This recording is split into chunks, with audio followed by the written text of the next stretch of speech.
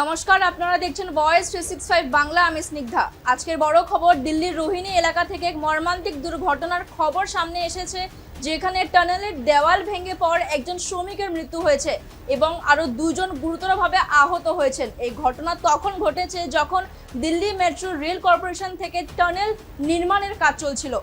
তথ্য অনুযায়ী এই দুর্ঘটনাটি রোহিণী সেক্টর 18 এলাকায় সন্ধ্যা প্রায় 5:40 ঘটে। কাজ চলাকালীন হঠাৎ টানেলের দেওয়াল ধসে পড়ে, যার ফলে তিনজন শ্রমিক তার নিচে চাপা পড়েন। ঘটনাস্থলে 30 বছর বয়সী এক শ্রমিকের মৃত্যু হয়। নিয়ে আসছি বিস্তারিত।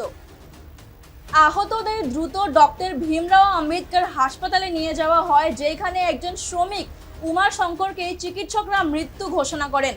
অন্যদিকে 25 বছর বয়সী দিনা এবং 30 বছর বয়সী দীপক গুরুতরভাবে আহত এবং তাদের চিকিৎসা চলছিল।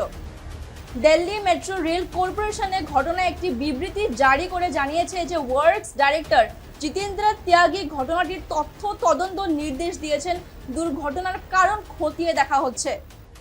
এই মর্মান্তিক দুর্ঘটনার পর নির্মাণ কাজের নিরাপত্তা ব্যবস্থা নিয়ে বড় প্রশ্ন উঠেছে। তথ্য তদন্ত শেষ হলেই পরিষ্কার হবে আসলে কিভাবে ঘটনা ঘটলো।